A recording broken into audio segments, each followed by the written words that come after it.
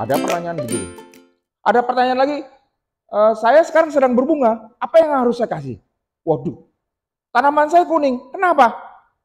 Waduh, bahaya. Sebenarnya adalah bertanam durian atau bertani itu mudah. Yang penting Bapak menanam punya air. Itu syarat pertama dulu. Sanggup gak Bapak menyiram? Cuman itu saja, kalau Bapak nggak sanggup, yang lain lupakan. Karena Bapak tidak akan bisa berkebun, tapi menghutankan durian. Kalau sudah namanya hutan, berarti bukan industri. Itulah yang menjadi kita susah. Oke, ini adalah data saya, nama saya Caturdian Mirsada, Bapak Ibu sekalian. Lahir di Jawa Tengah, nggak ada yang dari Jawa Tengah ya. Ini habis. Kemudian itu data handphone saya, silakan nanti kita akan buatkan grup di DSL. Mohon nanti nomor handphonenya dikasih, jadi kita buatkan grup nanti Bapak Ibu sekalian dalam perjalanan yang ingin bertanya, silakan dalam grup ya. Tapi jangan japri Pak, mohon maaf. Petani kita ada di Sulawesi dan sebagainya, kalau japri tiap hari saya nggak kerja.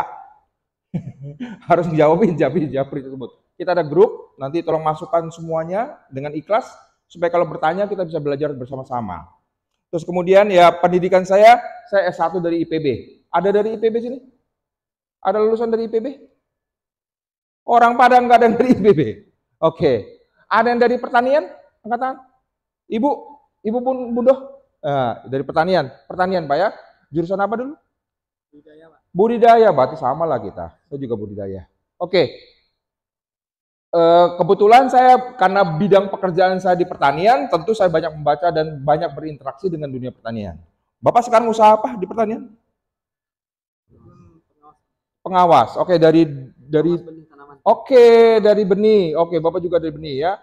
Benih mana yang dari Solok atau? Oke, BPSB. Oke. Nanti kita banyak bicara juga itu tentang bagaimana sertifikasi itu penting. Tugas Bapak lah itu. Bukan kita. Oke. Saya kebetulan bekerja juga baru Pak. 23 tahun saya.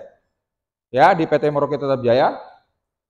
Jadi sudah 23 tahun. Ya, ada berbagai wajah-wajah yang saya kenal, ada dealer kami juga, ada petani juga yang sudah saya kenal, ya. Itulah data pribadi saya. Saya akan memulai adalah begini. Ada yang kalau kita bertanya luas kebun, pasti malu-malu, betul ya? Pasti. Janganlah, saya punya lahan jelek. Tapi luas. Ada yang cuma 10 batang. Tapi ya saya malu. Nah, sekarang kita terbuka supaya saya tahu di manakah level Bapak. Supaya saya bisa mencocokkan lebih banyak mana saya bercerita di fase apa dan sebagainya. Lahan kita kira yang di atas 10 hektar ada durian. Kita bicara di durian ya, jangan tanaman lain ya. Durian kayak hari ini bicara. Atau di atas 10 hektar? Punya? Bapak dari Jakarta ada yang punya berapa lahan sih? Oke, 1,5 hektar. Ada yang di atas 10? Oke. Oke, di atas 10. Oke, ada di atas 10. Berarti sudah bagus. Ada di atas 5 hektar? Punya. Berapa hektar kira-kira? 10, oke. Ada yang sekitar 4 hektar? Oke, Bapak punya 4 hektar. 3 hektar? Punya 3 hektar. 2 hektar? Oke, mulai banyak. 1 hektar? 1 hektar? Oke. Di bawah 1 hektar? Di bawah 1 hektar? Oke, yang nggak punya durian, mana? Yang angkat tadi. Ada yang nggak punya. Oke, tapi Bapak mau menanam. Oke, Bapak mau menanam. Jadi coba lihat, saya harus bicara dari mana? Ada yang mau nanam, ada yang punya sudah 10 hektar. Ada tanaman yang sudah menghasilkan? Yang sudah menghasilkan? Oke, Bapak punya sudah menghasilkan tanaman tua yang dihutankan. Udah umur berapa? 22 tahun.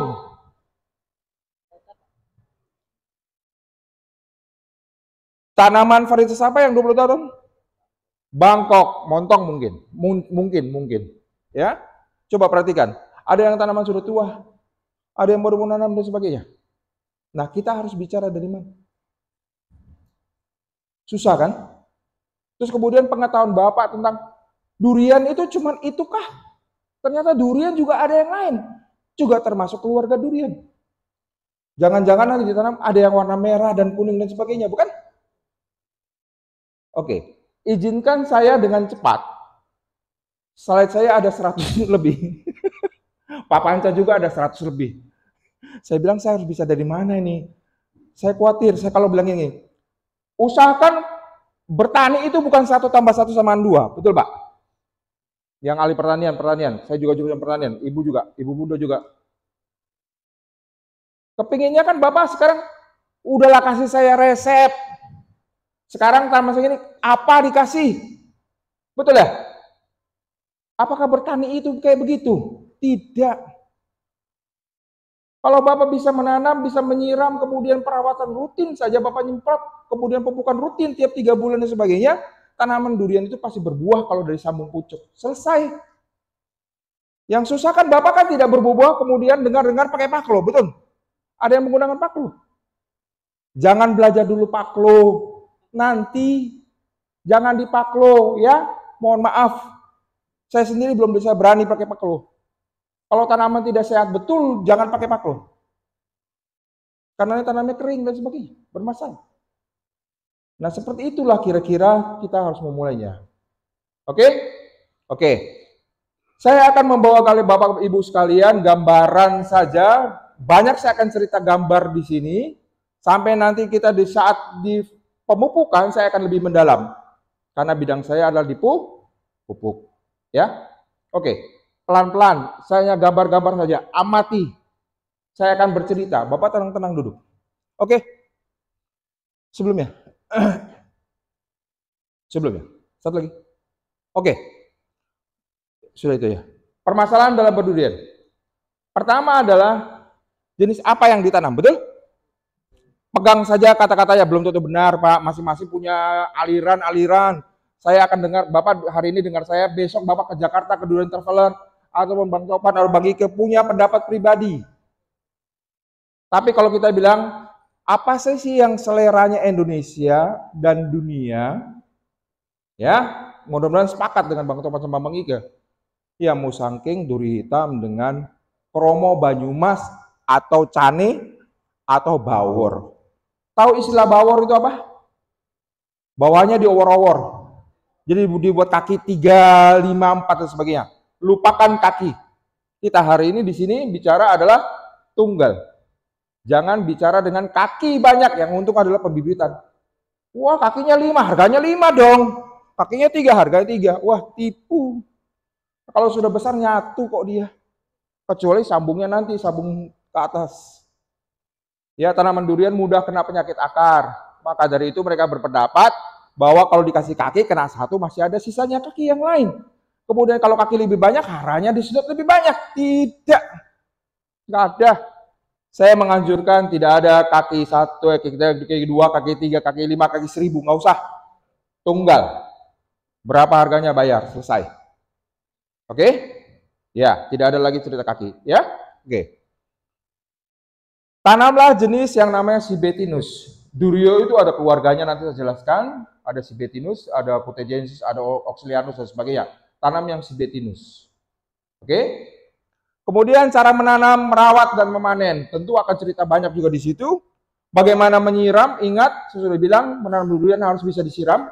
Ya. Terus, kapan dipupuk? Bagaimana cara pruning? Penting sekali. Tadi malam kita jumpa sama Bundo. Wah, tanamannya bagus-bagus. Kemudian kalau kita suruh pangkas, sayang.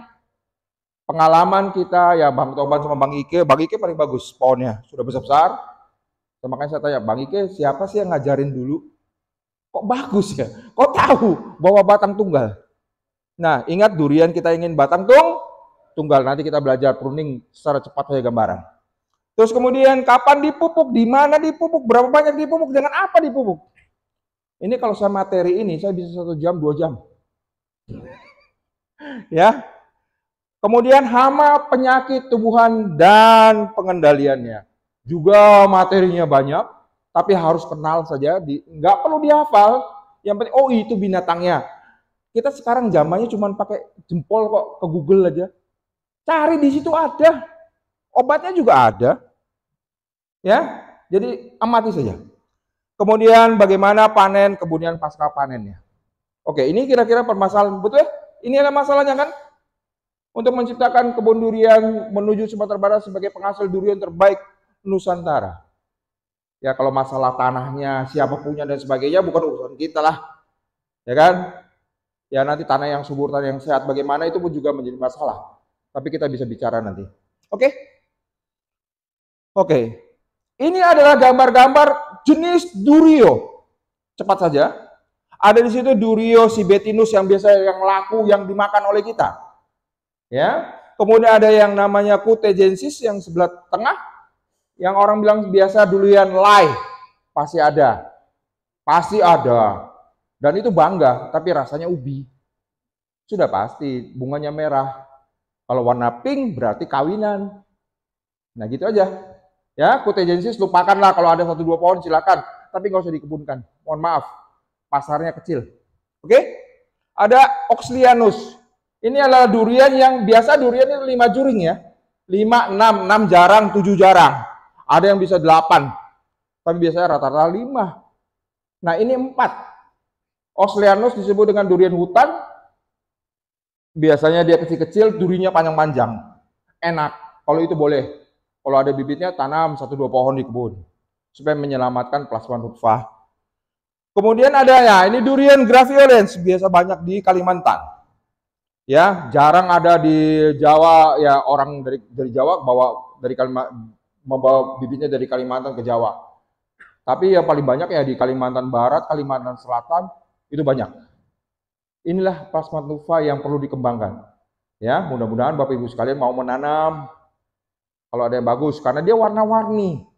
Coba perhatikan, bentuknya kecil. Ya, tidak besar. Kalau graveolens, maulah itu. Tapi rasanya ada sedikit bau langunya. Ada bau langu. Bahkan ada yang bau terpentin. Nah, makanya sibetinus yang paling disukai. Terus kemudian ada namanya dulcis yang merah. Ini yang bau terpentin. Ya, banyak di Kalimantan juga. Terus kemudian ada durian ini yang nggak bisa dimakan. Testudinarum. Itu namanya durian kura-kura. Biasanya buahnya di batang, di bawah. Itu biasanya kita nggak makan. Ya, biasanya juga banyak di Kalimantan. Ya untuk seni-seni saja, untuk mempunyai ya boleh, tapi nggak bisa dimakan. Oke, ini kira-kira keluarga durian. Jadi supaya, durian ada macam-macam toh. Yang kita mau adalah sibetinus. Ada durian gundul, tapi nggak enak. Orang nanam pasti akan tebang. Ya 1 pohon nggak apa-apa lah. Tapi ingat, merawat pohon durian 1 pohon itu mahal loh.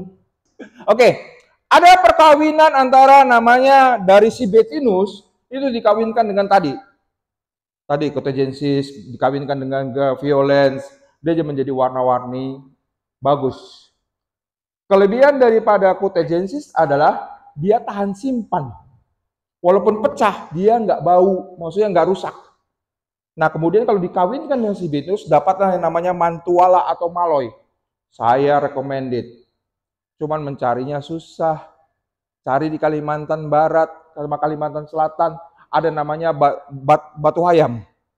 Kemarin yang pemenang, mungkin sekitar 3-4 tahun lalu. Namanya Durio Mantuala Batu Hayam. Itu enak. Itu juara 1 kemarin. Saya pun cuma dapat 1 pongge. Dapat 1 pongge itu berasa. Saya recommended.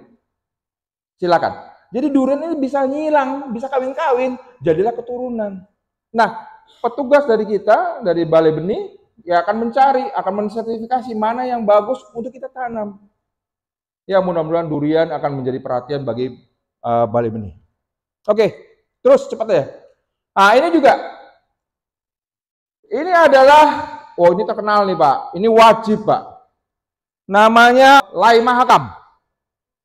Ada Lai Mahakam sama Lai satu lagi. Kutai, Lai Kutai. Lai Kutai agak kuning, ini merah. Ya, kalau ada boleh nanam, cari Pak Agus. Ya minta tolonglah Sumatera Barat. Kalau boleh nanam juga lah Lai Mahakam. Ya. Rasanya ya bisa makan, tapi lebih enak sibetinus sebenarnya. Cuman kalau dapat durian ini, mata berbinar-binar, Pak. Betul ya? Ya mungkin menjadi plasma nuva untuk dikawitkan di kemudian hari kan. Tapi ini adalah yang juara memang Lai Mahakam. Bapak ke Kalimantan Selatan, jumpai Pak Agus, ada pohonnya di sana. Oke lanjut, itu bermacam-macam dari Lai. Oke, varietas apa yang paling? Nah ini boleh, silakan foto aja. Ya, petugas benih juga bapak-bapak minta tolong. Paling tidak 3 di atas, mau bawor atau bawor itu nama lainnya ya. Duri hitam, musangking. Super Tambaga sama Namlung karena memang kita menghargai dari Bangka. Sementara Super Tambaga sama Namlung ini adalah varietas lokal yang memang paling mahal di Indonesia. Jual 600.000 satu buah itu mudah. Tapi apakah dia stabil di luar namanya pitnya, asalnya? Belum tahu. Tapi kalau Bapak nanam bawor, duri hitam, musangking, rasanya sama. Nah, varietas lain boleh tanam, Pak? Boleh. 168 juga enak, Mas Buar. Green Sin juga enak, orang bilang duri kasar juga enak. Anghe saya belum pernah menemukan yang enak di Indonesia. Ya. Kemudian Bintana yang dari Sumatera Utara juga enak, tapi hampir setipis dengan bawor. Nah, harus selamatkan varietas lokal.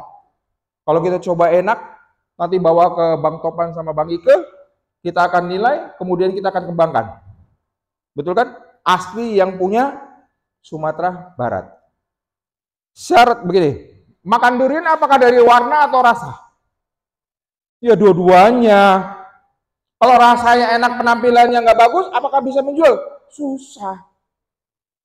Nah seperti kayak lain, penampilan bagus, Bapak pasti mau beli 40.000, 50.000, tapi kalau sekali makan pasti bilang wah enak, karena Bapak sudah terbiasa dengan si betinus. Tapi kan harus mata tuh bagus dulu. Maka dari itu kalau ada durian yang warnanya kuning atau oranye atau tembaga, itulah yang mau kita kembangkan. Saya biasanya kalau jadi juri, saya lihat dulu warna dulu. Wah ini Pak putih enak, lupakan dulu kenapa ada durian berwarna yang enak kok. Kenapa dari mata dulu menang? Cari warna dulu yang menonjol, baru saya cobain rasanya. Nah kalau tidak ada rasa yang enak, baru saya ke putih. Biasanya putih adalah warna susu, ada kacang hijau, ada vanila, ada krim. Nah itu warna putih. Tapi kalau yang warna kuning oranye biasanya ikut-ikut ke durian enak. Biasanya creamy, lembut, tidak ada patinya. Durian jangan ada pati ya. Tahu ya pati ya? Seperti kayak kita makan roti. Ada patinya, ada rasanya. Nah itu kita nggak mau. Biasanya kita tolak. Ya, durian-durian yang itu adalah tidak berpati. Ya, oke. Sudah tahu ya tadi gambarnya apa, durian apa dan sebagainya? Pernah ada yang makan musangking sini angkatan? Oke, yang belum. Yang belum pernah musangking? Belum pernah makan musangking. Ah, kembalilah ke jalan yang benar. Ada yang pernah makan oci? Yang belum pernah? Belum pernah? Wah, kembalilah ke jalan yang benar. Enggak, kalau Bapak belum mencoba dua ini, Bapak tidak akan bisa membandingkan durian yang lain. Karena oci ini sudah 3 tahun berturut-turut menang. Tahu namanya Sultan D24? Pernah dengar kalau orang yang sering ke Malaysia? 30 tahun bercokol. Itu durian legend. Wena. Tapi begitu kena musangking dia kalah. Musangking menang, ketemu oci. 3 kali berturut-turut kalah dengan oci yang menang dibandingkan dengan musangking. Nah sekarang durian yang termahal adalah oci. Kalau Bapak Ibu sekalian beli 450.000 katakanlah di durian traveler dan store dan sebagainya, oci ini 650.000 sekilo. Itu. Oke? Ya, jadi tanam ini aja. Oke. Bagaimana kita berkebun durian? Ini adalah paling lengkap. Kalau Bapak lakukan ini akan lulus. Ini yang Bapak lakukan. Nah, penjelasannya akan panjang. Perhatikan. Jenis unggul tadi sudah pilih. Ya, sekali-sekali analisiskan tanah. Nah, baru kita berdebat. Apakah tanahnya gambut boleh nggak saya tanam? Lupakan. Nah, carilah tanah mineral. Ya, ada tanah liat, ada berliat sedikit. Ya, paling tidak 30%, 40% juga boleh, nggak ada masalah. Supaya dia bisa menyimpan hara dengan baik. Jangan terlalu banyak berpasir. Karena perimbangan tanah liat, pasir, dan debu harus kita atur. Itu baru tanah bagus. Baru kita berkebun. Makin banyak kendala tanah Bapak, maka makin banyak effort yang harus dilakukan untuk bisa bertani. Biaya keluar. Nah, ya. Iya, waktu lagi terbuang, waktu, tenaga, dan sebagainya. Terus kemudian pupuk kandang. Ingat, hati-hati, saya akan jelaskan banyak ke pupuk kandang nanti. Harus yang matang. Matang itu 3 bulan sampai 6 bulan difermentasi. Tahu fermentasi istilahnya? Bukan dijemur ya. Oh, saya kan sudah pakai, Pak. Ya, tapi cuma dijemur. Ya, paling tidak nggak bau lagi. Dan kemudian sudah dikasih mikroba-mikroba yang baik untuk menghindari mikroba yang jahat. Itu wajib dilakukan. Ya, bahan organik. Jadi kalau bisa bilang kalau petani durian harus punya kandang ya. Iya, kalau enggak ya Bapak beli. Ya keluarin duit. Tapi harus cari yang bagus. Biasanya kalau pekebun membuat sendiri yakin ya. Karena apa yang saya kasih saya sudah tahu. Nah sekarang beli pupuk kandang di luar. Tahu nggak yang nggak dikasih apa? Nggak tahu. Sayang sekali. Padahal duit ya. Buang uang. Oke. Yap. Oke. Fermentasi, nggak jadi masalah. Tapi orang nggak mau. Biasanya pekebun durian nggak mau pakai ternak ayam. Sapi atau kambing aja lah, masanya lebih banyak. Orang ayam cicit dia kan sedikit tuh. Iya. Ya kalau boleh sebenarnya jangan pakai. Kalau Bapak fermentasi sampai 6 bulan silakan lah. Kalau nggak ada bahan ya, bahan organik adalah kemudahan. Bahan organik adalah bisa dari tumbuhan, bisa dari kotoran hewan, bukan? Oke? Bisa juga dari ikan loh. Ikan-ikan yang mati, Bapak fermentasi jadikan pupuk organik. Bisa. Yang mudah saja sama Bapak. Bisa, silika bagus. Ya, tapi ya Bapak harus fermentasikan. Cukup lama itu, Pak. Ya, kalau untuk jerami. Oke, kemudian pengapuran untuk menaikkan pH. Ingat, nanti saya akan jelaskan juga itu. Kemudian penambahan mikroorganisme yang bermanfaat. Ya, biasanya orang pakai PGPR ataupun plant growth promosi apa lah, kira-kira itu yang untuk kebaikan akar mikrobanya ya. Kemudian bisa pakai mikroiza, trichoderma dan sebagainya. Azotobacter terserah, kira-kira itu yang harus kita pakai. Jadi mengurangi bakteri jahat kita menggunakan bakteri ini. Kemudian pemupukan berimbang cukup banyak sekali, ini 3 jam. NPK, CAMG, sulfur, boron, besi, mangan, kupur, molybdenum, klor, silika. Itu panjang nanti kita jelaskan. Pemakaian asam amino, humic acid, biochar dan pengatur tubuh, tapi jangan pakai paklo ya. Kalau pakai auksin, sitokinin, gibberellin masih boleh pakai. Tapi kalau paklo lupakan dulu. Ini aja belum lulus, pakai paklo. Nanti kering pohonnya. Kemudian aplikasi pengendalian HPT. Ini kira-kira yang semua yang teknis yang harus Bapak Ibu lakukan. Setuju ya? Oke. Bapak Ibu sekalian perhatikan saja ya. Ini penting. Bagaimana kita menanam? Ada jarak tanam kurang lebih 10 kali 10, tapi kalau mau bikin 12 kali 12 juga boleh. Ya, biasanya kita bikin 13 kali 13 juga boleh. Karena pohon durian tergantung jenisnya. Biasa kalau ada pekebun, kita rekomendasi 10, tapi bilang, oh Pak saya mau 15 kali 15, ya terserah. Boleh juga, dia tidak mau kena kanopinya satu sama lain. Tapi rekomendasi kami rata-rata ya 10 kali 10 lah. Ya, kemudian gali lubang, itu ada ukurannya dan sebagainya. Jangan lupa, karena kita menanam durian itu adalah selamanya, bukan? Oleh sebab itu, pelan-pelanlah kita menciptakan tapak tanam. Betul?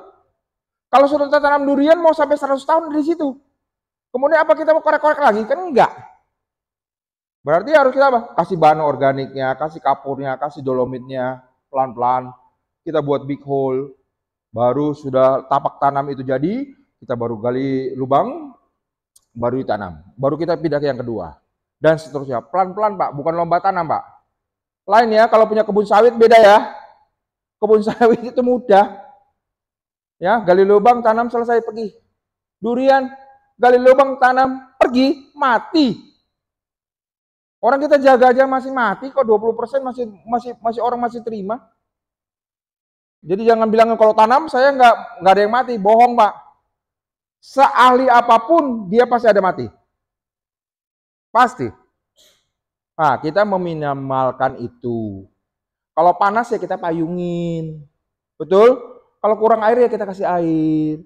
Kalau kurang makan kita kasih makan, kita suapin. Kita sayang-sayang lah dia. Kalau terlalu gondrong ya kita cukur. Nah seperti kayak gitulah kita nanam durian. Iya, rock fosfat. Karena selamanya, karena lambat larut.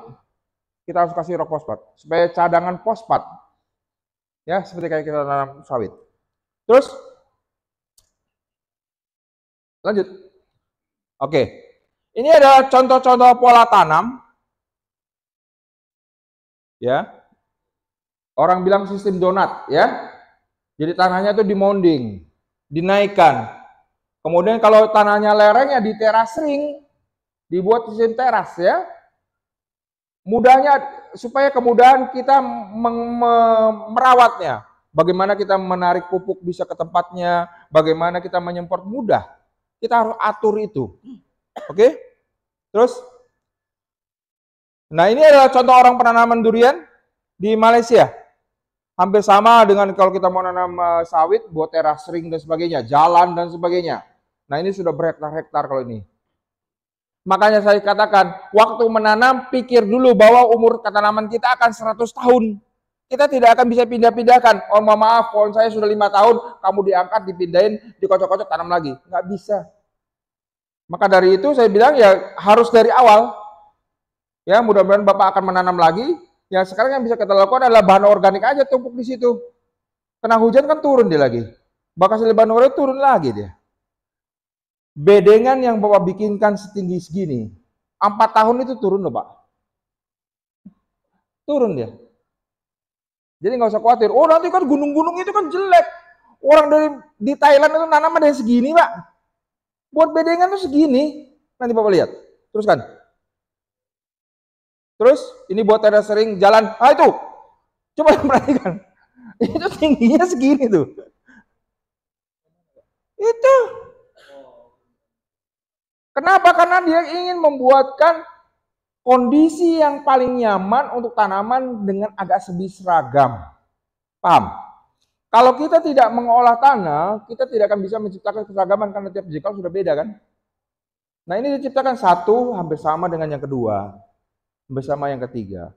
Dan juga akar itu tidak terendam dan sebagainya. Karena durian tidak senang terendam. Kalau sudah terendam ya kena penyakit lah sebagainya. Kita susah. Oke. Ini pola tanam. Ini adalah di Thailand kalau nggak salah. Jalan ini. Nah ini di Indonesia. Sistem donat. Ada yang sudah terpikir kalau gitu saya punya uang. Tanah saya ada 100 hektar. Saya mau tanam. Ada yang berani? Hah? Saya nggak berani. Di Indonesia belum ada. Kalau orang bilang, saya punya duit. Betul, terima kasih. Saya punya lahan 1000 hektar. 100 hektar tanam. Betul. Ada orang aja, betul. Mau tanam? Enggak. Kalau yang sudah berkebun durian, katakanlah Bang Topan. Betapa susahnya beliau menjaga lahan yang katakanlah 4 hektar itu. Ingat, berdurian itu adalah kita harus ke pohonnya. Bukan kita melihat begini, Pak. Oh hijau, bagus, dan pulang. Tanaman Bapak mati. Bapak harus melihat satu batang bisa dikelilingi. Itu pun masih bisa nggak lolos. Ada penggorok batang yang kumbangnya kecil-kecil. Itu ada itu. Kalau Bapak nggak lihat, kalau kumbangnya besar, kotorannya dari serbuk kayu keluar, kita sudah tahu, oh ada kena penggorok. Kita obati, kita suntikin, selesai. Terus kalau kita nggak tahu, pohon itu gerogoti dalamnya habis, ya matilah. Karena hama penyakitnya banyak sekali, nanti kita akan lihat. Lanjut. Nah ini pola pertanaman. Kalau misalnya lahannya datar, ini teori saya ya, dan kita sudah lakukan juga di Sumatera Utara. lahannya datar. Kemudian apakah kita bikin satu-satu? Tidak. Saran saya adalah bedengan aja besar langsung. Seperti itu. Bedengan, jalan mobil tengah, bedengan. Satu pohon, satu di atas bedengan. Ya tinggi buat bedengan segini. Jadi tanahnya ditarikin sebagai jalan. Jadi seluruh kebun bisa dimobilin. Untuk nyemprot nanti, untuk melakukan perawatan dan sebagainya. Oke? Untuk kemudahan. Lanjut. Ini di Thailand, ya sama, mereka datar, mereka bikin mounding, bikin gudukan. Bukan satu-satu ya. Sekalian. Satu bedeng sampai sana. Ya, banyak sekali orang bertanam karena menanyakan hal ini. Sekarang dari ketinggian tanah berapa dari permukaan laut saya bisa menanam durian? Maksimal 700. Udah catat. Di atas 700 hati-hati. Ada ketinggian 900 bisa. Ingat, makin tinggi durian itu makin tidak cocok. Panennya akan lebih lama. Enak. Bisa lebih enak. Saya pernah lihat yang tanaman 900 meter, 1000 meter pernah saya lihat. Tapi Bapak harus mencari varietas yang cocok pada ketinggian tersebut. Yang paling mudah adalah, ada nggak di situ daerah Bapak ada tanam durian? Durian hutan. Ya, oh ada. Berarti kita bisa menanam durian. Ada nggak pohon kelapa? Pohon kelapa adalah identifikasi tanaman untuk melihat tanaman dataran tinggi atau rendah. Oh ada tanaman saya tanam kelapa, buahnya bagus dan sebagainya, berarti bisa tanam durian. Oke? Oke. Yang rata buatkan bedengan, yang tidak rata buatkan teras siring supaya jalan produksi. Itu yang harus dilakukan. Oke? Ya. Tadi mengenai jenis, Bapak tadi belum masuk ya? Udah ya? Oke. Tanam aja tadi yang saya bilang yang bisa dapat duit, Pak. Ya, musangking, oci dengan bawor. Selesai. Kalau Bapak punya uang ya super tembakau sama namlung. Tapi kalau saya super tembakau sama namlung belum ada stabilnya. Ya, ada yang umur 8 tahun baru enak, ada pokoknya lebih tua lebih enak lah begitu. Silakan tanam itu, buatkan teras sering kalau jurang, tetap harus dilakukan seperti kayak sawit. Kemudian apakah durian lokal akan mempengaruhi? Pengaruh, Pak. Tapi kita nggak usah bicara sampai sana. Karena pasti lebih enak juga. Karena yang gini, durian lokal yang ada di tempat Bapak akan mempengaruhi keunikan durian produksi Bapak. Saya kalau nanam musangking tempat saya dengan Bapak, pasti akan beda. Kenapa? Karena kita bicarakan ada faktor zenia. Grup dari Bali Bu Tongko. Ya dari Solok. Apa kabar Bu? Ini guru-guru saya semua nih Pak. Ada Ibu Tri, Abu Jum dan sebagainya. Senior semua. Iya, ya beliau dokter-dokter lah. Oke, udah jelas Pak ya. Tanam aja dengan cara kayak sawit, teras sering. Durian lokal akan mempengaruhi juga, tapi saya yakin akan lebih enak. Tidak masalah. Oke, ini adalah contoh bagaimana kita memulsakan dengan bedengan juga. Tanaman itu setelah tumbuh, jangan tidak ada rumputnya Pak. Rumput itu yang kita mau. Jangan terlalu rajin, jangan malah herbisida semua.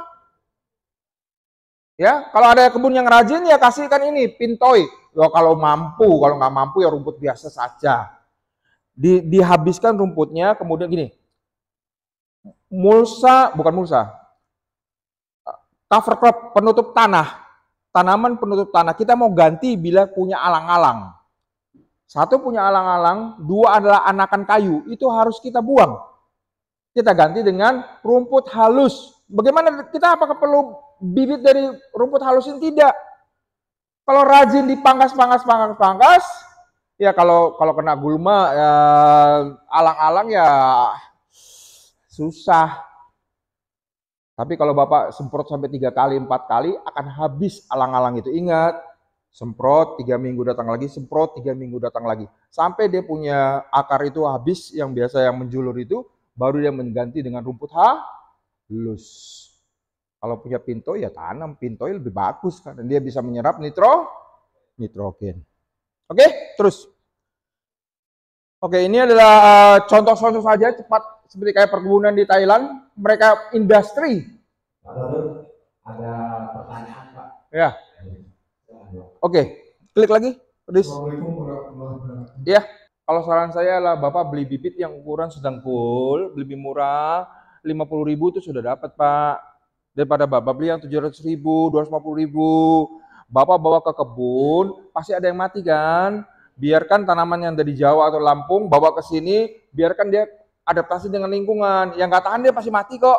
Daripada tanah mati di lapangan, oke, dirawat sampai suatu kayak gini baru ditanam. Berarti bibit Bapak sudah terbiasa dengan lingkungan. Jadi bahan pembenah tanah organik dengan pupuk itu harus sejalan. Kalau Bapak bisa membuatkan pupuk organik yang bagus akan mengurangi pupuk anorganik. Tapi nanti kalau Bapak sudah pada tahap generatif, mengharapkan dari organik saja, Bapak akan susah untuk mendapatkan cita rasa dari konsumen. Jadi usahakan pembenah tanah seperti kayak pengapuran, bahan organik dengan anorganik, atau ada pupuk hayati harus sejalan. Oke Pak? Saran saya adalah kalau Bapak alang-alang, tetap harus dibasmi. Karena itu ada alelopati yang disebut dengan orang kita pertanian alelopati. Itu bisa mengganggu pertumbuhan tanaman utama kita. Nah biasanya ingat, kesuksesan dalam herbisida itu tidak akan mengganggu Pak. Tapi jangan semprot tanamannya. Pakai tudung, kemudian semprot 1 kali, minggu ketiga datang lagi. Tapi kan sudah mati Pak, udah kuning. Enggak, datang. Karena ada akarnya masih jalan dia. Tumbuh lagi, semprot. 2 kali, 3 kali, biasanya sudah habis.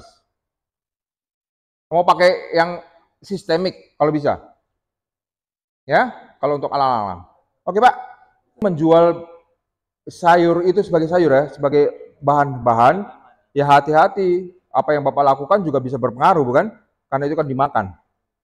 Ya, jadi kalau bisa, gini lah. Pakai raja, gini, basmi alang-alang yang tadi saya ceritakan, supaya dia mengganti rumput yang halus. Itu aja. Kalau rumputnya lunak, rumput halus, mudah. Pakai babat selesai, tapi jangan alang-alang, itu aja. Oke? Pintoi mahal, Pak. Ya, kalau Bapak tadi, kalau lahannya sedikit mungkin bisa. Tapi kalau luas nggak mungkin lah tanaman ditanam semua itu pegagan itu. Oke, saya lanjut ya. Oke, ada pola pertanaman yang namanya single planting, ada yang double planting, ada yang triple, ada yang quadro. 4. Bapak pilih yang mana? 3. Triple ya? Oke, Bapak pilih yang mana? Single. Bapak pilih yang mana? Oh, Bapak pilih yang mana? Bapak pilih yang mana? Oke, berarti yang sana yang maruk ya. Yang ini udah jalan yang benar. Ya. Saya pernah melihat orang nanam 6 hektar dengan double. Double planting, Pak. Wow, rapi, bagus. Tapi pertanyaannya, apakah akan bagus kalau tanamnya sejenis? Jangan serakah. Saya mau nanam 1 oci, 1 musangking, 1 bawor. Triple planting kan? Kalau saya tanamkan 3, Pak. Ya kalau pertumbuhannya seragam, kalau enggak 1, 2 pasti akan kalah. Tapi kalau sama-sama oci-oci, saya pikir masih bisa sama. Tapi Bapak harus pandai memangkas. Kalau bisa namanya windbreaker, Bapak kan masuk sebagai windbreaker. Tanaman yang lain loh, jengkol, sama pete. Jangan durian, Pak. Saya sudah melihat pekebun durian yang menanam dengan sistem yang triple, sama double, dicoba, dia akan kembali ke single. Dia akan buka 100 hektar di Palembang, Pak. Umur sudah 6 tahun nih, 4 tahun. Dia sudah coba. Tapi kemudian apa yang dia katakan? Bahwa saya akan kembali ke single. Jadi single adalah pilihan kita. Kecuali tanaman yang tertentu di pojok-pojok, saya kepingin punya lah, boleh. Tapi kalau untuk nanam luas, jangan. Oke? Single planting. Oke? Jangan ada pengaruh lagi nanti ajaran Pak Catur katanya double boleh. Ya boleh 1 titik, 2 titik boleh. Tapi kalau nanam luas, aduh nanti Bapak susah sendiri. Nanam 1 aja Bapak sengsara kok. Iya. Ya. Oke, lanjut. Oke, bagaimana kita mempruning? Tanaman durian adalah tanaman raja, ya, the king of fruit. Raja. Oleh sebab itu kalau Bapak perhatikan tanaman durian itu di alam pun adalah tunggal. 1 pucuk saja dia nggak mau pucuk yang lain. Ya, single. Oleh sebab itu kita harus atur. Buahnya ada di mana? Betul, batang bisa ada karena testosterone juga di batang. Dia berarti ada darah bisa di batang. Tapi kebanyakan adalah di cabang horizontal. Dan juga ada, tapi bukan penelitian ya. Nanti kita minta dari Balibu Solok. Apakah buah yang di ujung sana lebih enak daripada yang di sini? Nggak ada yang bisa jawab itu. Yang lebih dekat dengan batang utama apakah lebih enak? Dengan buah yang diranting? Belum ada yang bisa menjawab. Jadi adalah buah pasti akan di cabang horizontal. Nah, kita harus atur cabangnya. Nah, sekarang pertanyaan saya. Cabang yang tadi di bawah ini, Pak, kalau tanaman tumbuh, apakah cabangnya itu akan naik ke atas? Saya ulangi. Tanaman ini meninggi. Cabang ini di sini saja atau tanaman juga akan naik, dia akan ikut naik ke atas? Paham maksudnya? Ini cabang nih. Tapi kalau saya meninggi, apakah dia ikut naik? Oh, itu aja kita berantem. Ayo. Enggak, tetap itu. Tetap itu yang naik di atas. Jadi makanya jangan Bapak harapkan yang ini saya biarkan dia akan ke atas kan. Oleh sebab itu kita harus potong. Buahnya akan menggantung di bawah akan mengganggu. Ya setidaknya seginilah. Oke? Kita aturkan. Makanya cabang-cabang, oh dari kecil ya jangan dibuang lah Pak. Ya benar, kalau tanaman setinggi ini, kita buang kan habis cabangnya. Tunggu dia, kita masih butuh, biarin kalau sudah besar ya kita buang. Sampai segini yang kita mau. Supaya kita bisa memutarkan pohon. Ingat kita harus bisa memutar ya. Ya, tanam luas-luas resiko sendiri ya. Ditanggung sendiri. Oke. Pruningnya kapan? Ya kalau sudah umur setahun ya pruning lah. Bagaimana cara pruning? Daun ke bawah, daun ke atas, dan daun tubuh ke batang. Tubuh ke batang utama buang. Daunnya ke bawah, daun ke atas, daunnya ke batang. Udah itu aja dulu dipegang. Itu kan cabang yang tidak kita inginkan kan? Ke bawah, ke atas, ke dalam. Jarang biasanya, tapi ke bawah sama ke atas yang umum. Oke? Nah, kalau belajar sama Budo. Tadi malam sudah kita tahu. Pemangkasan jangan telat. Kalau telat akan sayang. Oke? Cabang V harus dibuang. Kalau bisa masih kecil ditarik. Karena lebih mudah. Oke, pangkas sudah anytime. Ya, sudah tanaman umur setahun, kita melakukan pemangkasan. Ya nanti Pak Panca punya jam 1 nanti, beliau akan jelaskan lebih banyak di pangkas itu. Oke lanjut. Oke, itu yang digondrong ya. Yang sebelah itu dipangkas. Seperti itulah yang kita inginkan. Bundo kalau lihat, oh sayang ya. Ya harus tega lah. Nah biasanya kalau pangkas, ya datanglah kita ambil pucuknya. Untuk nyambung. Oke, lanjut. Oke, seleksi bunga juga demikian. Bapak Ibu sekalian, ingat kata-kata ini. Pohon durian yang berbunga banyak, kita harus was-was. Karena mungkin saja dia mau mati. Tanaman yang berbunga, itu adalah tanaman kondisinya lemah. Mudah kena serangan penyakit. Baik akar maupun hal yang lain-lain. Oleh sebab itu, bunga harus kita atur. Kalau bisa 1 dobol, 3 lah. Ya, boleh 1, boleh 2, boleh 3. Ya 4 paling maksimal, jangan 5, jangan 6. Oh banyak, bangga. Oh itu penyakit. Biasanya kutu putih dengan embun jelaga pasti di situ. Ya percuma, bisa panen tapi kualitas buah akan jelek. Nah kita atur. Biasanya adalah jarak satu dengan yang lain. Biasanya taruhlah sekitar 30 cm. Supaya dia tidak terlalu berdekatan. Kemudian jumlah buah dalam satu tangkai, satu cabang. Ya diukur-ukur lah. Jangan cabangnya kecil, buahnya banyak, begitu? Patah nanti. Oke, terus. Oke, hati-hati, durian suka patah. Pasti patah kalau kita nggak rawat dengan baik. cabang V, kena angin dan sebagainya. Lanjut. Oke, cabangnya V patah, sudah pasti. Bang Topan TikToknya sudah ada. Harus membuang cabang V, bukan? Kalau nggak patah, itu sudah umum. Jangan diperdebatkan lagi. Jadi kalau Bapak Ibu sekalian nanti nanam durian, ada yang cabang V, kita marahin ya. Janji ya. Karena bandel. Kalau mau potong sayang Pak. Ya kenapa sayang? Karena terlambat. Coba kalau tega yang pertama. Oke? Oke, penyiraman penting. Oh, saya punya sungai Pak, saya punya danau. Ya bukan tanya itu. Bagaimana bisa membawa air itu ke tanaman. Sistem penyiraman boleh pakai orang, pakai selang, boleh pakai sprinkle, boleh pakai yang lain dan sebagainya. Silakan diatur. Ya, sesuai dengan kemampuan dompet Bapak. Berapa sih kebutuhan air? Ada yang nanya? Saya juga nggak tahu. Tapi saya juga belajar sama Pak Aziz, ya beliau PhD di bidang irigasi. Pak, berapa sih? Ya Bapak kan sudah PhD. Tinggal datanya aja kasih saya. Ya, tapi kan tergantung tanah, tapi kan tergantung slope, tergantung penutup tanah. Betul. Ya kira-kira lah. Nah, dia menyebutkan evaporasi yang kehilangan uap air dari tanah secara normal ada 5 liter per 1 meter persegi. Ya tergantung, kalau di pinggirannya tanam di rumah, kena tidak matahari ya tentu lebih kurang daripada yang penutup tanahnya sedikit, bukan?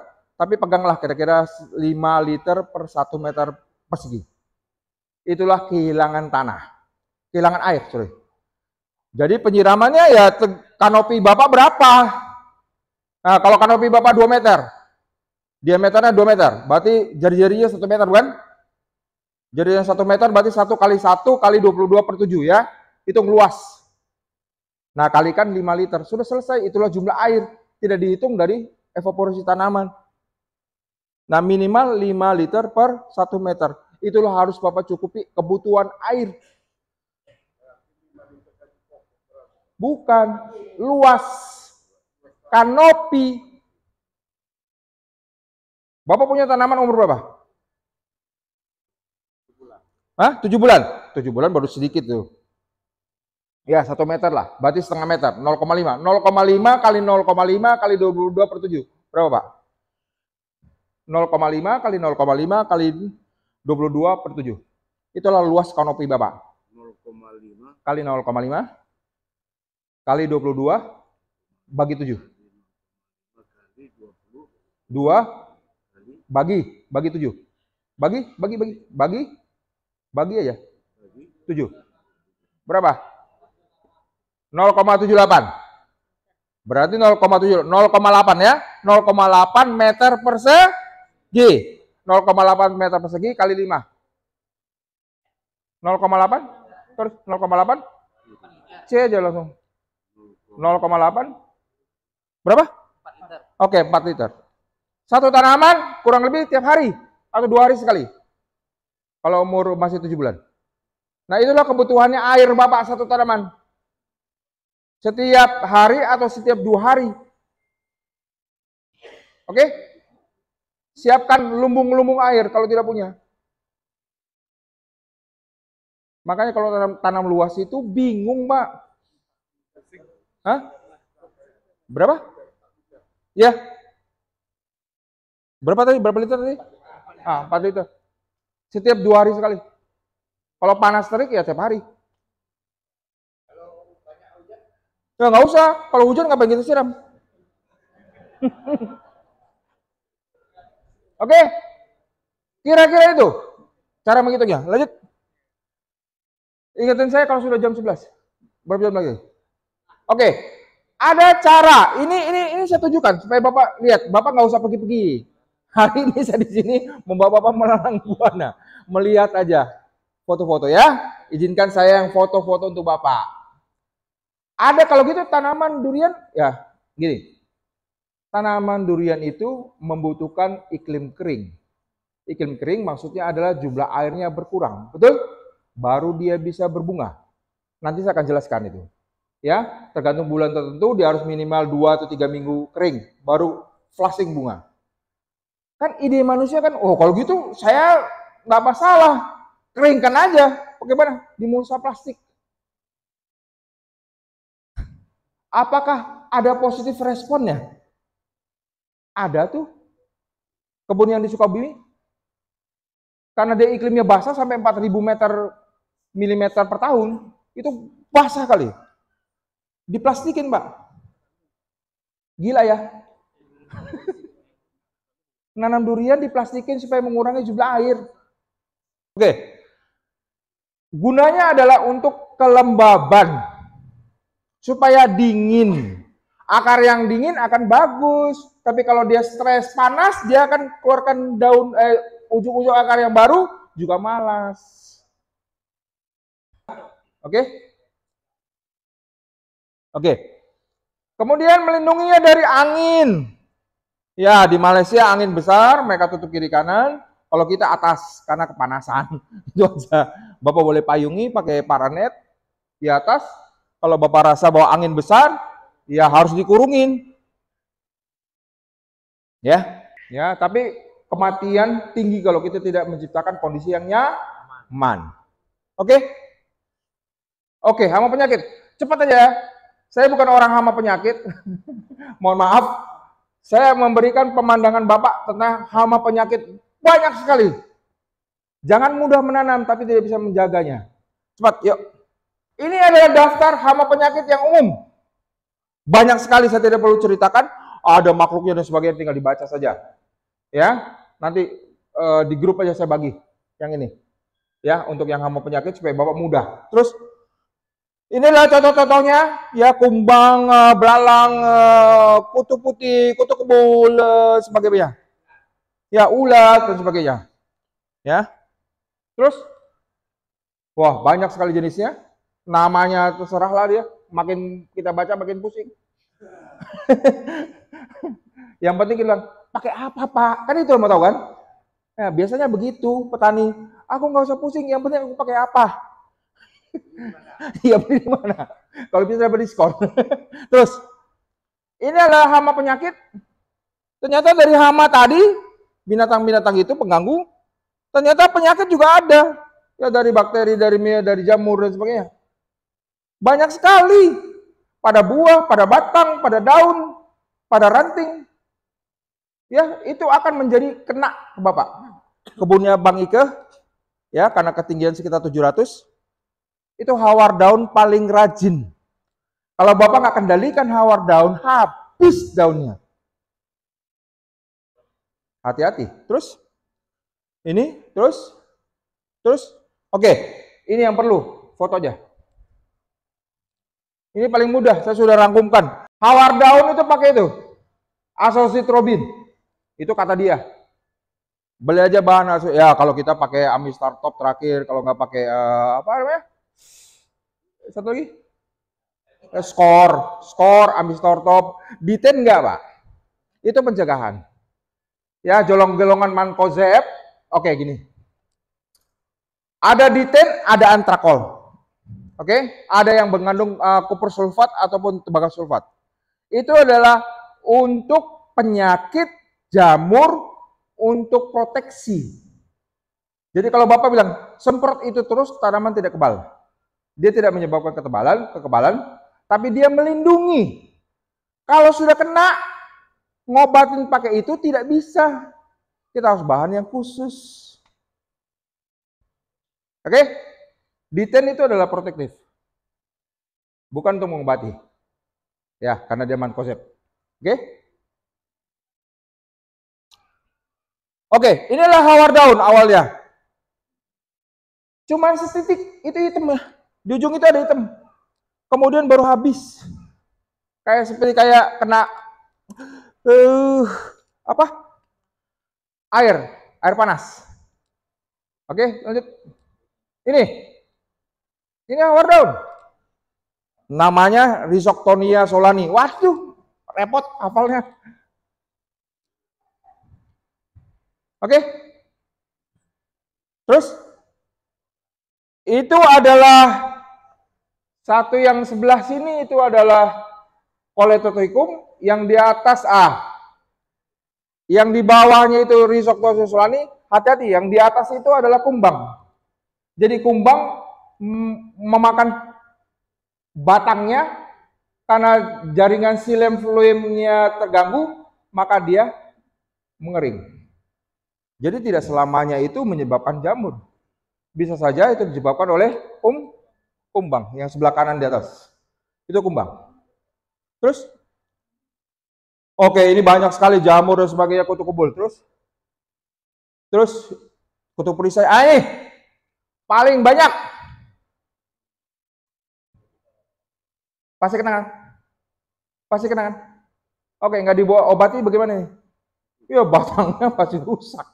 Cabang-cabangnya rusak. Gampang, jamurnya warna pink itu. Tuh warna pink, warna oranye itu. Ya, orang bilang jamur upas merah atau Corticium salmonicolor. Ya, itulah nama latinnya. Mudah obatnya. Kalau pakai skor ataupun pakai amislotop, skor lah biasa dipakai, semprot. Tapi masih ada, Pak. Ya, pakai sikat, celup obatnya, gosok, selesai kan? Iya, cepat itu. Pakai aja sikat kalau masih ada. Hilang, mudah. Tapi kalau Bapak nggak tahu obatnya ini, mati teman Bapak. Oke, lanjut. Oke, ini yang paling menakutkan. Pasti kena. Pasti. Ya. Kanker orang bilang. Awalnya hitam. Kalau dia parah, dia keluarkan lendir. Nah, sebelum dia keluar lendir itu sebenarnya kita datang, kita kerok. Nah, kemudian pakai metalaxyl. Kalau punya duit, pakai Vosetil aluminium yang Bapak beli dari Malaysia. Mereknya itu biasa apa? Dari Malaysia? Asal aluminium Vosetil? Aliat. Indonesia nggak ada itu. Pekebun-pekebun yang juragan-juragan yang pulang itu ke Malaysia makan durian, pulang dia bawa aliat. Kita nggak boleh, nggak tahu. Nanti minta tolong Ibu Tri lah. Kenapa Vosetil aluminium nggak? Ya karena ini produk ini umum dipakai di durian.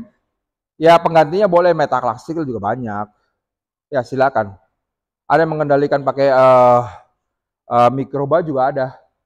Trichoderma biasanya juga dipakai untuk melawan kayak begini-beginian. Oke? Dikrik. Ada juga karena kumbang, hati-hati ya. Kumbang keluarkan tainya.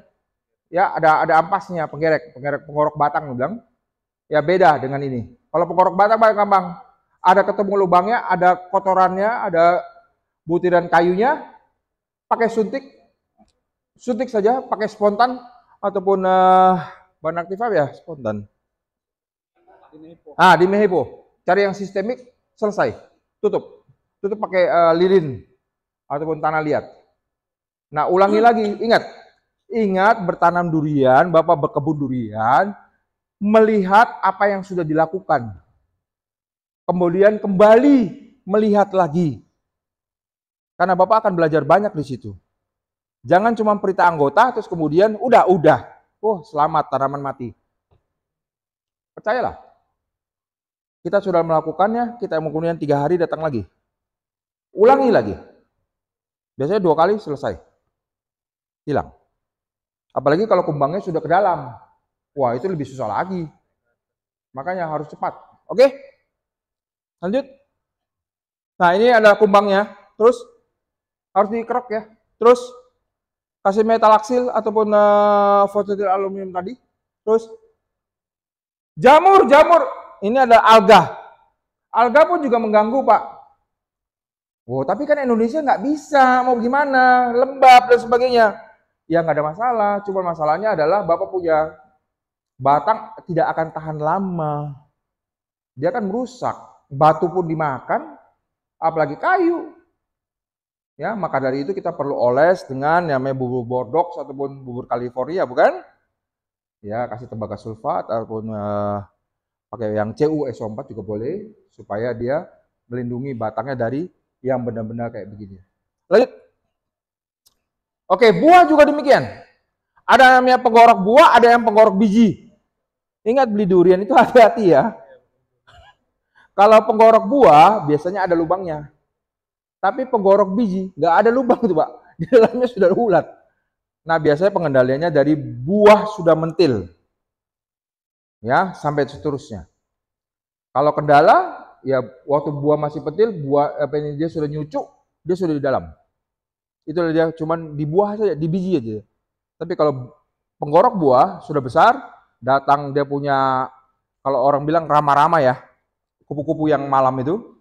Nah, itu yang kecil-kecil, nanti ada itu hamanya. Suntikan, baru dia menjadi ulat, dia akan memakan buah durian. Jadi ingat ada dua, penggorok biji dan penggorok buah. Oke? Demikian juga ada hamanya yang lain, ada penyakitnya juga yang lain, Phytophthora dan sebagainya. Lanjut. Nah, ini yang bahaya. Kalau Bapak satu gumpulan buah, ingat, buah harus tetap disemprot. Waktu dia pembuahan, kita mau jaga. Karena buah itu kita mau jual kan, penampilan harus bagus. Tidak boleh jauh sampai 4 atau lebih daripada 5 lah katakan. Ya 3 itu paling bagus. Karena kalau kita tidak jaga, putunya putih ini suka sembunyi. Kalau putihnya sudah ada, maka munjelaga akan ada. Apa itu munjelaga? Yang hitam-hitam itu. Apa itu hitam-hitamnya? Hitam-hitam itu apanya? Bukan jamur itu. Kencingnya dia. Ya, kalau tanaman sirsak paling banyak ya. Paling suka itu. Putih-putih, kemudian hitam-hitam daunnya sebagainya. Itu munjelaga. Kalau kita bilang. Tapi itu adalah kencingnya dia. Kotorannya. Oke, kita harus jaga.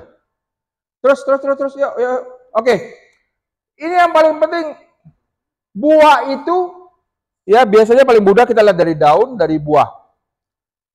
Buah yang seperti ini, itu adalah bukan kena hama penyakit. Tapi kelainan karena salah nutrisi. Ingat, tidak selamanya itu kena hama penyakit. Seperti ini.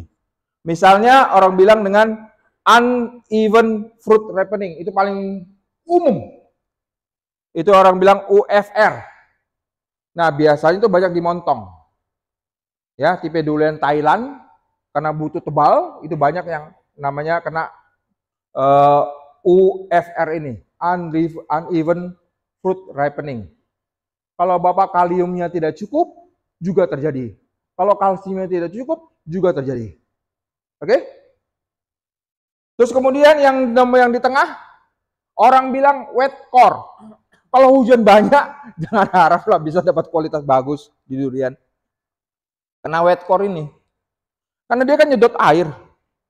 Jadi di antara juring itu agak basah. Nah kalau kita makan, apa rasanya? Anyep ya? Nah itulah, dingin kalau orang bilang. Makan durian dingin. Nah itulah. Ya biasanya kalau musim hujan banyak ya terjadi wet core ini. Yang sana, lihat. Itu adalah, orang bilang apa? Bijinya warna hitam. Black seed. Itulah kekurangan kalsium. Ingat, kalsiumnya sama boron ini penting di durian. Makanya Bang Ike, tadi di atas ya, Pak kapan karate plus boron ini masuk? Saya bilang tahun depan pun belum tentu masuk. Karena obatnya itu. Ya saya juga sedih. Kalau nggak punya barang, bagaimana Bapak mencukupi kalsium? Oh kalau gitu pakai dolomit, boleh. Dolomit cari yang mes 100. Mudah-mudahan bisa membantu. Ya, tapi kita mau cari yang nutrisi yang larut cepat, yaitu dari kalsium nitrat. Ya, kita punya produk namanya Karate Plus Boroni. Ya, kalau Bapak punya manggis, yang nanam manggis, ada namanya yellow gum. Nah, itu juga kekurangan kalsium. Ya, Ibu punya? Ya, saya ke kebun beliau sekitar 4 bulan yang lalu, 3 bulan yang lalu ya. Nah, harus kasih dengan Karate Plus Boroni supaya yellow gum itu berkurang. Silakan. Oke? Jadi selain hama penyakit ada nutrisi ya. Oke? Lihat aja. Terus oke. Ini yang paling banyak. Kalau dia sudden death, istilahnya cuma waktunya seminggu, wah, itu kena pitium orang bilang ya. Jadi tiba-tiba nggak ada tadeng aling-aling, tanaman daunnya sudah menghormat. Ya, ingat, daunnya kalau tegak, tanaman Bapak bagus. Kalau dia pelan-pelan mulai begini hormat, itu celaka. Itu akarnya pasti kena. Nah, kalau dia kenanya itu dia tiba-tiba seminggu mati, itulah pitium. Tapi kalau misalnya kena dia lambat sekali, pelan-pelan, nah itu biasanya orang kena Phytophthora. Ya, Fusarium juga Ya kalau di cabe kena fusarium, Mbak. Pagi-pagi itu dia segar, siang-siang dia layu. Kemudian pagi lagi dia segar, siang dia layu. Nah itu kalau fusarium. Ya Bapak harus pandai-pandai. Ini karena penyakit pembunuh yang paling bahaya untuk kita. Adakah obat untuk itu? Ya ada. Tapi ya kita juga gambling lah.